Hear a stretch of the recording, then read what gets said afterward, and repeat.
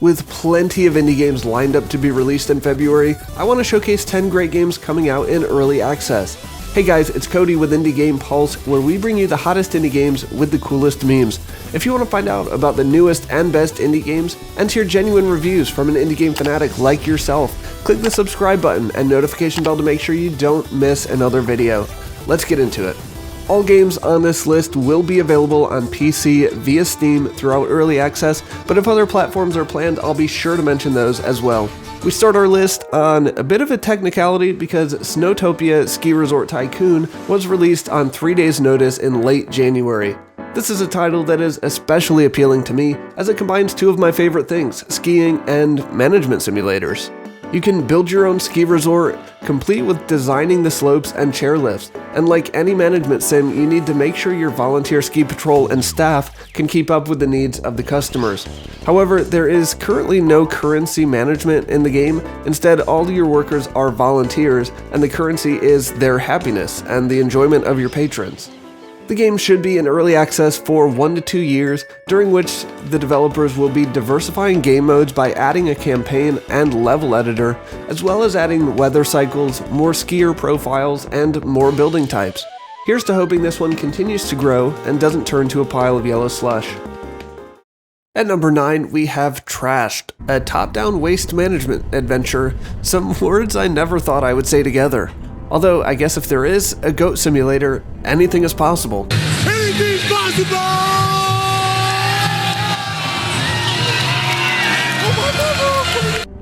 You play as a foreman on a planet overrun with intergalactic trash as you try to install order and help rehabilitate the planet. A friend can also join in the fun in the garbage run mode, which I don't actually have too much information on, but it will be available during early access. There are also weapons you can purchase, so there may be more going on here than just waste management. Unless your character just wants to plink some soda cans. He hates these cans! Stay away from the cans! Wasted is planned to be in early access for 1 year, and will be adding more playable planets, missions, another co-op mode, and much more. For more information on this, and all the other games on this list, be sure to check out the Steam links in the description. Wasted begins early access on February 15th. Up next, and coming out on February 25th, is Space Wreck, a hardcore RPG set in space 20 years after an intergalactic mining conflict, and inspired by the early Fallout games. For an old-school looking RPG, the amount of role-playing options that Space Wreck has to offer are very exciting, and this one looks right up my alley. There is no right or set way to complete missions, but you can decide how you want to develop your character and solve problems, and every decision you make can trigger future events or different endings, offering tons of replayability even though the game is said to be short. You can even fight your way through the game if you so choose, and no NPC is essential or unkillable. I accept that challenge. The developer has stated that the game is pretty much ready for full launch, but wants player feedback on quality of life and other improvements to make Space Wreck the best it can be. Additional role-playing features and more endgame content will also be added during early access, which should only last around 6 months. Coming in at number 7 is a turn-based tactical RPG in Revolution: The Spark, where you and your peon comrades attempt to overthrow a heartless government where the powerful leaders live in decadence while the poor suffer. Not only will you play as Alex, a military veteran, but you'll also recruit up to 25 other characters to support your cause and fight next to you. Using strategic, turn-based combat as well as your conversational tact, you'll navigate through violent situations and tense conversations as you seek a new way of life. But that choice is also up to you, as there are 5 different endings based on your decisions. As always, this is a big plus in my book, and I really dig the Western steampunk setting too. The early access phase should only last around 6 months on this one, and will facilitate the addition of different weather conditions and more specialized character customization, like choosing starting stats instead of simply leveling up. You can check out Revolution: The Spark beginning February 23rd. Up next, and at number 6, we have a more bare-bones early access RPG in Wigmund: The Return of the Hidden Knights.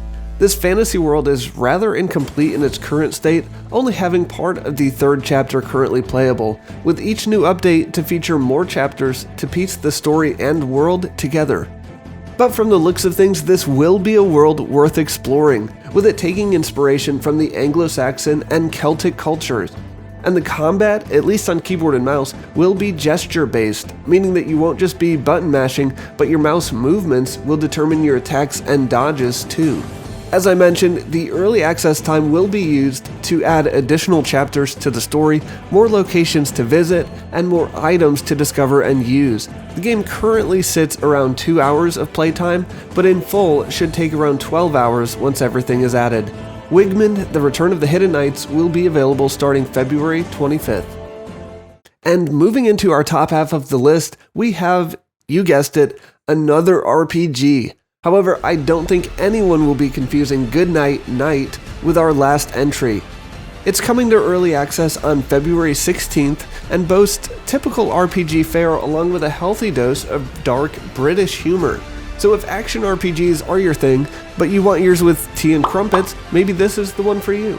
In Goodnight Night, you can hack and slash to your heart's content or use stealth to sneak your way through guarded areas. The choice is really yours.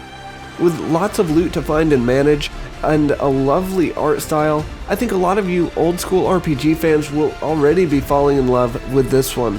About 1/3 of the game is ready for early access, with 4 of the 6 playable areas yet to be added over the next year, along with more unique enemies, puzzles, and bosses. You can check it out on Steam starting February 16th.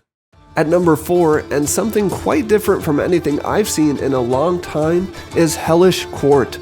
This physics-based sword dueling game looks equal parts skill-based and fury-inducing, as a physics-based game should be.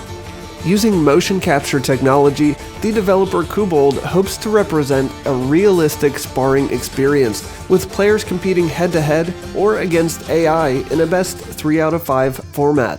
Most hits appear to actually be one-hit kills, but there are occasional opportunities to take a grazing blow and continue on fighting.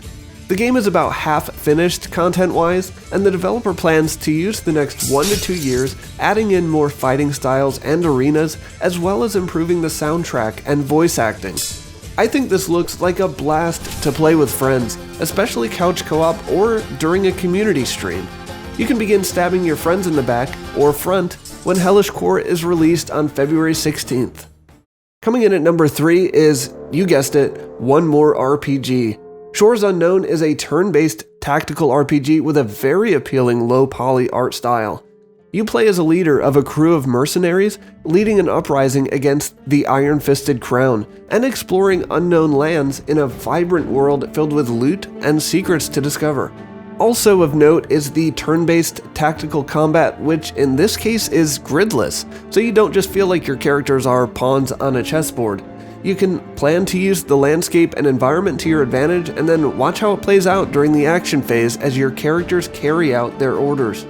Currently, Shores Unknown includes the first of 4 chapters, and should give you between 4 to 6 hours of content, complete with unlocking your full party of 5 and your own mercenary hideout, as well as giving a substantial look at the combat system. Over the next year, subsequent story chapters and further character progression options will continually be added. An exact release date for February has not yet been announced, but the developer has stated that Shores Unknown will be coming to the Nintendo Switch on full release, hopefully sometime in 2022. Alright, with 2 games left, I promise there are no more RPGs. The number 2 entry on my list for February is Becastled, an RTS base building game featuring a lovely aesthetic and lots of tasks to keep you busy. In the game's current state, you'll be responsible for gathering and managing resources, building your castle and defense mechanisms, and hiring guards and other units to defend your land. The gameplay cycles between day and night, during which you'll have time to build up your defenses before the impending and increasing attacks from outside. For me, this narrower focus of just building and defending your kingdom and not worrying about trading with and attacking several other nations is quite a welcome feature of Becastled.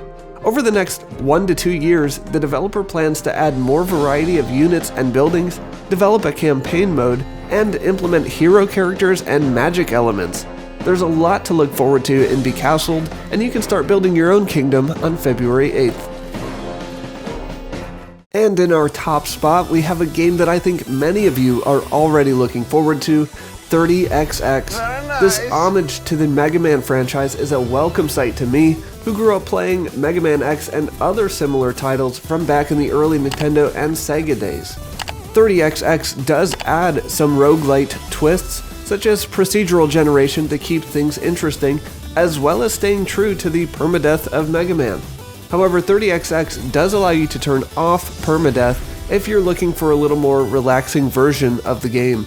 You will jump, slide, climb, and fight your way through vibrant stages and menacing bosses. And the best part is, you can do it with a friend, even during early access. Right now, the game features 6 different world areas with unique styles, enemies, and platforming mechanics, all in tune with an insane chiptune soundtrack. It even includes a level editor, so you can put your skills to the test against other player creations. I'm unclear right now on how long the game will be in early access, or what new content will be added throughout besides new world areas and enemies, but this looks like a game that many of you will not want to miss. If you want to play this and other games on stream with me coming up soon and at no cost to you, be sure to follow the directions in the description so that we can get connected through Steam. It'll be a fun way for me to get to know you guys a little better, and for you to check out games for free and see if you like them. And that's going to do it for our top early access indies coming up in February. If you enjoyed the video, subscribe and hit the notification bell so you can be sure to catch more indie game countdowns and reviews. Leave a comment below and let me know which of these games you're looking forward to playing. Thank you very much to my 197 subscribers for your support, and I look forward to getting to know more of you soon. For more top indie game countdowns and reviews, check out the videos on your screen now, and I'll see you on the other side.